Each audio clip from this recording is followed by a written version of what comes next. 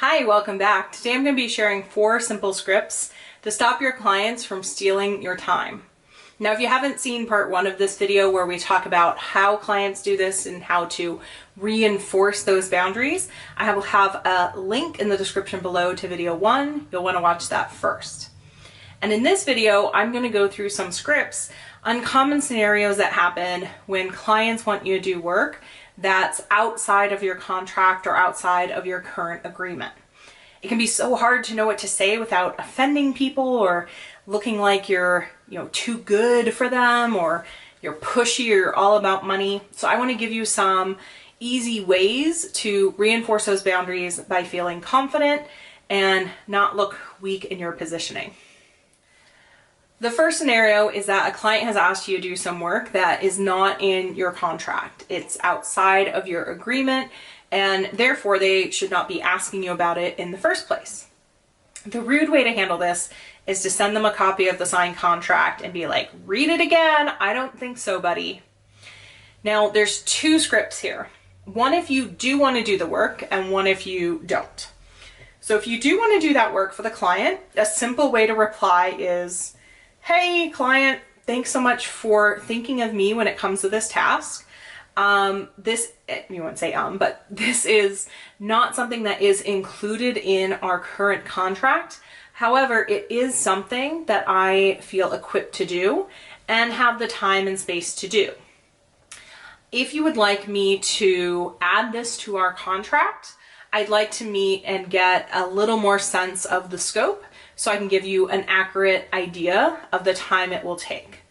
We can bill this at my current rate of $50 an hour, and I would like to get a clear idea of your deadline to make sure it will fit into my schedule. Thanks so much. Sign your name. Now, if you don't want to do the work, or the work isn't something you know how to do, the easiest way that I have found to deflect is to have a bit of humor and to make sure you're looking out for your client. So in this case, I would say, hey there, client, thanks for thinking of me and in your faith in my abilities. I would love to be able to help you with this. However, this is not my zone of genius. It's not even my zone of competence or okayness. And I really respect you and your team and would not want you to put out any work which is not top tier. And if I did this work for you, it would not be reflective of the great work that you always do. There's a reason I don't include this as an option in my contracts, and that's because I'm simply not good at it. Thanks for checking in. I'm always open to suggestions of how I can help more. And trust me, if it is something within my wheelhouse, I would be happy to let you know and do that work. And this way your contract, your communication is really not about what's in the contract, but in the fact that you're not equipped to do this work. I usually tell people this in my proposals where I'll say, and FYI, this work would exclude, and I put in some exclusions, and then I'll say something like, and excludes graphics because you do not want to see my MS Paint skills, which peaked in 1994 on your website. Now, you of course have to be accurate, right? You can't be like, I'm a web designer, and then be like, I'm sorry, I can't design your website. You have to be accurate on the things you're not doing, because if you could do the work, you need to give them that first script. Now, here's a little bonus. You could say, I would love to do this work. However, my schedule does not permit it at this time. Just like your contract, I have taken my other client contracts and scheduled my time appropriately to make sure that everyone gets the best work from me. So I would not be able to do this simply due to scheduling, because you deserve to get the best and not whatever's left over when I'm exhausted at the end of the day. Again, you're looking out for the client, but the reason is that your schedule does not permit it. The second scenario is one that's similar, where somebody's asking you for revisions to some work that you've already done. Now, if you're a copywriter, if you're a video editor, if you work on websites, you know that your contract should probably include some revisions. It's very unlikely you're going to nail it the first time, but you also want to have a cap on those revisions. Otherwise, technically that website you built in 2000, it keeps getting revised every month or so. They add something, take something away, and now you've been working for 2 decades for free. So instead, you want to have a limit of revisions, and if there are no revisions, then you just need to communicate that. So here's a scenario. Hey client, thanks so much for reaching out to me about this email series that I wrote for you. I loved reading it, and I love hearing that you're getting great results from it. Totally understand the need to update it. Since it's been 6 months since we finished that work, this would not be a revision, but a rewrite. And rewriting is something I love to do. Of course, I'm really familiar with your brand and your voice, so I can do that rewriting project over the next few weeks. And from what you've described, here's what we would be looking for budget, since this is a new contract. And in this case, you're clearly saying the old contract is finished. This is something new. Here's another short script for you. Let's say that you have created somebody's funnel in their CRM, and you have completely spec'd it out, you've created it, and then they want changes. And maybe they want continual changes. So in this case, I would say, hi client, thanks for writing about this, the updates needed to your funnel. What it sounds like is you're looking for a maintenance package because the setup is complete, and that part of our contract, getting everything aligned and in place and tested and working, is over.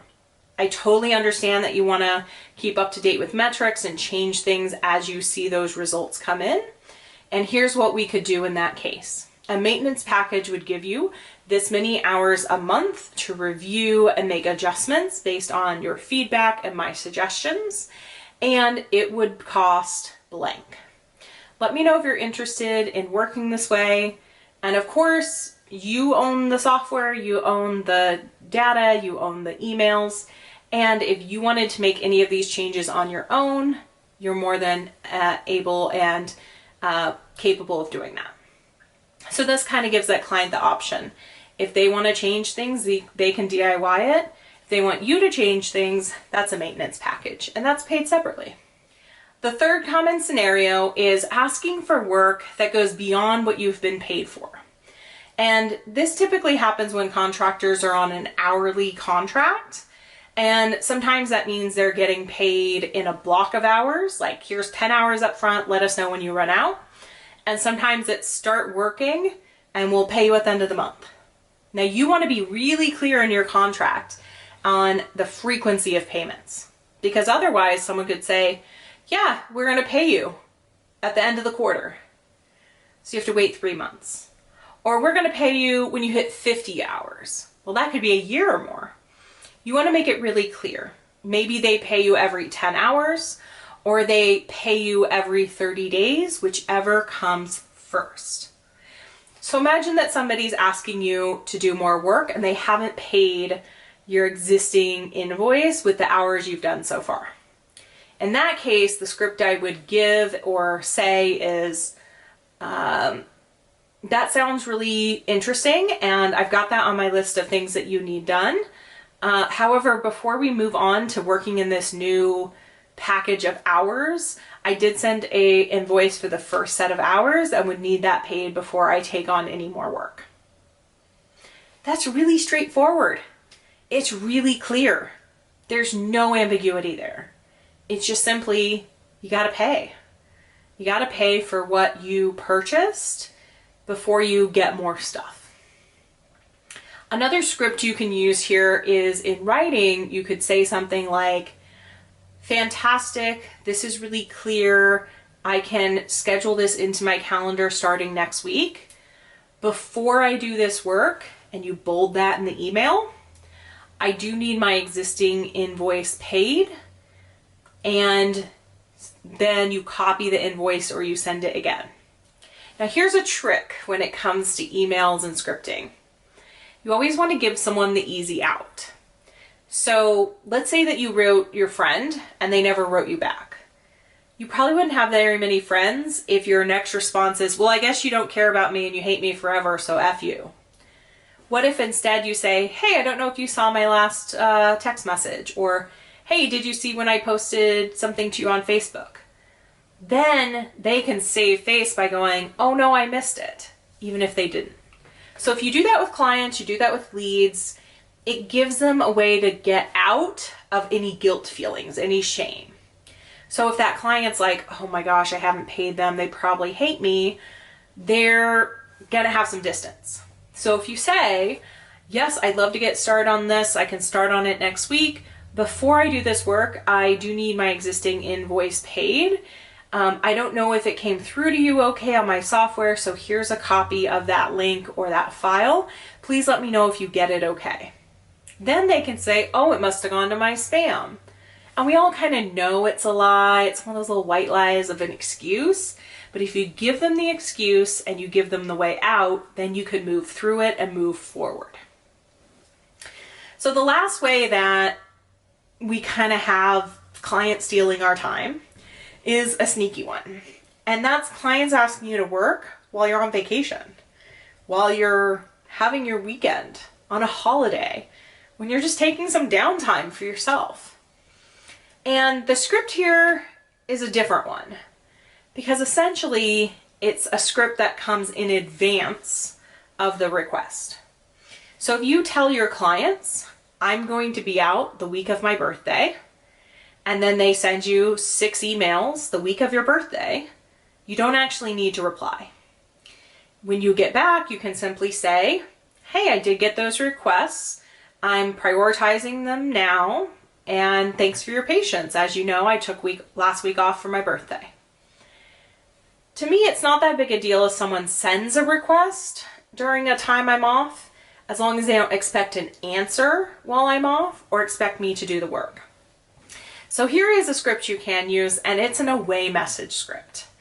So my favorite way to do a subject line for this is, we were on a break. And first of all, it just makes people think of Friends. It is a bit of a curious subject line. It's so much better than out of office notification. But then the message that I send in my away message is, hey there, I'm out of the office until this date. If you are a client of mine, you know this and expect that your emails and requests will be answered in priority when I return on date. If this is a true hair on fire, things are burning down emergency, you may text me for support. If you do not have my cell phone, then I am likely not the best person to solve your problem. Have a great day. I will get back to your messages when I return. And this kind of away message kind of sets the frame that if you don't have my cell phone number, you are not a client. You are not somebody who I have been paid to support that I could consider stopping my vacation or jumping in because there's an emergency. And also, it reminds those clients, I told you I was going to be off. I am off. I will prioritize your projects when I get back, but not before I get back. Now, the benefit of having a script like this is in the moment when someone's asking you to give your time to them and it's unpaid or it's unclear, it's really easy to get flustered. It still happens to me. I have to take a step back. So my challenge to you is to listen to these scripts, take the language that kind of resonates with you, type it up, and put it in a canned response in your email. So that the next time somebody asks you to do something that's beyond your scope or beyond your hours, or you're just not working that day, you have language you've already thought about, already prepared, that you can simply send that tells them no.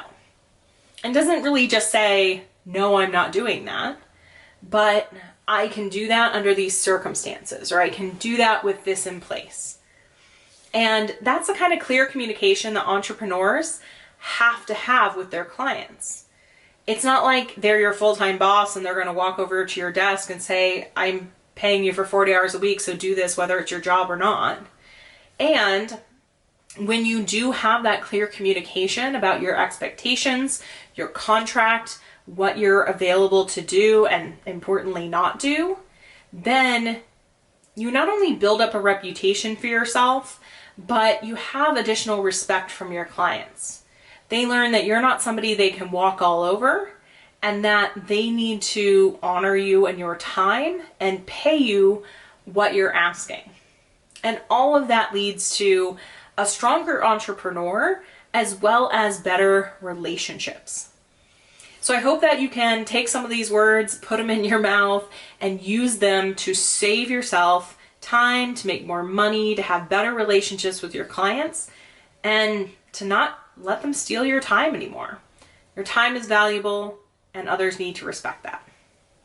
Now, as I said, if you haven't watched the first video in the series, you can do that in the link in the description below and check it out, because it does have some good ways to get through to your clients on how they're stealing your time or how they are shoplifting your time.